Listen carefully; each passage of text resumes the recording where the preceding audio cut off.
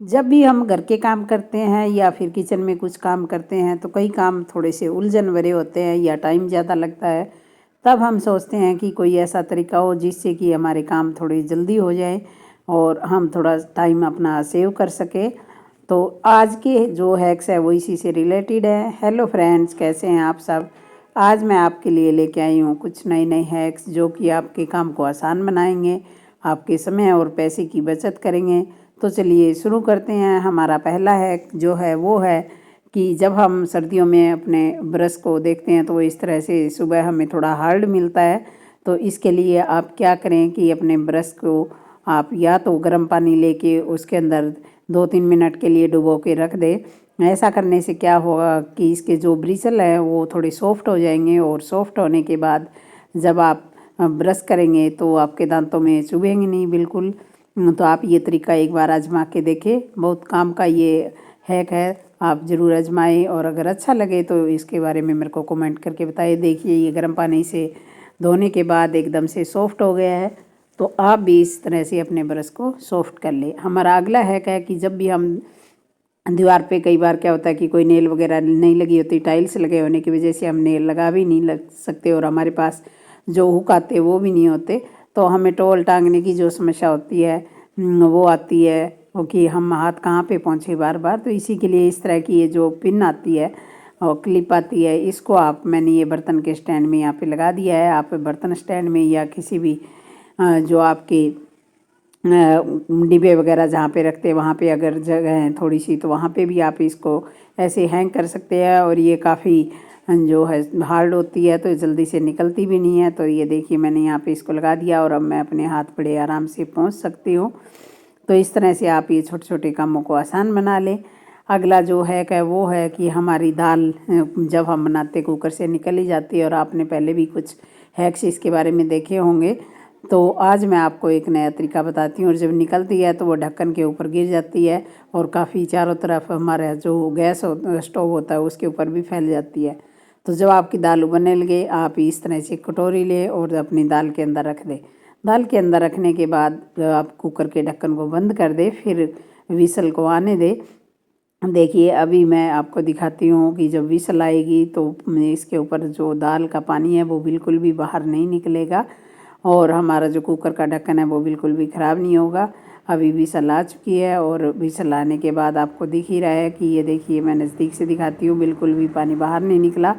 Cooker ठंडा हो चुका है। ये देखिए कटोरी है, इसके अंदर थोड़ा जो दाल का पानी है वो आ गया है। अब हम कटोरी को बाहर निकाल लेंगे और अब हमारी दाल भी तैयार हो चुकी है और हमारे कुकर का ढक्कन भी बिल्कुल गंदा नहीं हुआ। अगला है क्या कि हम सर्दियों में काफ़ी सारी अदरक लेके आते हैं। कई बार क्या होता है कि यूज़ में नहीं होती है तो थोड़ी सी अदरक बच जाती है या हम रख देते हैं, हमारा ध्यान नहीं जाता है। तो जब आपकी अदरक बच जाए या आप रख दे तो इस तरह से उसको फेंके नहीं, इस तरह से सुखा ले और सूखने के बाद ये आपका एक सौंठ के रूप में बदल जाएगी। सौंठ आपको पता ही है कि हम अक्सर लेके ही आते हैं। अब ये थोड़ी सी गिल्ली है, सूखने के बाद ये बिल्कुल सॉफ्ट हो जाती है और फिर आप इसका पाउडर बना के रख सकते हैं। तो अगर आपके पास भी छोटे छोटे टुकड़े अदरक के इस तरह से बच जाए तो उनको फेंक के नहीं, उनको सुखा लें। अगला हैक है कि जब भी हम इस तरह से बोतल में तेल वगैरह डालते हैं, ये मैंने एक विम जो लिक्विड होता है उसकी बोतल को साफ़ करके तेल डालने के लिए रखा हुआ है। तो हमारा जो तेल कढ़ाई वगैरह में बच जाता है, जब हम डालते हैं तो इस तरह से डालते टाइम वो एकदम से अच्छे से नहीं डलता है और साइडों में इस तरह से गिरने लगता है। हमारा हाथ भी कई बार हिल जाता है। तो हमारे पास कोई कीप वगैरह होती नहीं है कि हम कैसे डाल लें। तो ये मेरे पास बेकरी वाले बिस्किट में लेके आई, उसके ऊपर ये हार्ड एक इस तरह का गत्ता लगा हुआ है और ये काफ़ी हार्ड है। तो इसी से मैं देखिए ये एक कोन बनाऊंगी और इसके अंदर अब मैं तेल डालूंगी। तो आप भी ऐसे छोटे छोटे हैक अपना सकते हैं। ये मैंने बोतल के अंदर फिक्स कर दिया और फिक्स करने के बाद अब मैं इसके अंदर तेल डाल रही हूँ। तो आपको दिखाई दे रहा है कि नीचे से तेल जो है ये देखिए निकल रहा है और बड़े ही अच्छे से निकल रहा है। और इसमें जो भी कोई थोड़ा बहुत जब हम कोई भी चीज़ पकौड़े वगैरह बनाते हैं तो वो तेल में छोटे छोटे जो उसके पार्ट होते हैं वो रह जाते हैं, तो वो भी नहीं आएंगे और अच्छे से छन जाएगा। अगला हैक है कि जब हम दाल बनाते हैं तो कई बार इस तरह से आधी कटोरी एक कटोरी दाल बच जाती है और वो हमारे कोई काम की नहीं होती है क्योंकि उसे कोई खाना भी नहीं चाहेगा बासी दाल को। तो ये एक बड़ा ही अच्छा काम है कि आप जब आटा गूंदे तो इसी दाल के अंदर आप अपना आटा डाल लें, या मैंने सूखा आटा इसमें डाल दिया है। और डालने के बाद मैं इसी कुकर में पूरे आटे को अच्छे से घुमाऊंगी तो ये सारी जो दाल है वो निकल जाएगी। और निकलने के बाद फिर हम इससे अच्छे से आटा हमारा गूंद लेंगे। तो अभी देखिए ये चम्मच के भी जो जितनी दाल लगी हुई थी वो सारी की सारी दाल मैंने निकाल लिया। और बस आप थोड़ा सा 2-4 बार इस तरह से इसको घुमाएंगे तो आपका सारा जो आटा है वो दाल के अंदर मिक्स हो जाएगा। और फिर इसकी रोटियां या पराठे बड़े ही स्वादिष्ट और सॉफ्ट बनते हैं।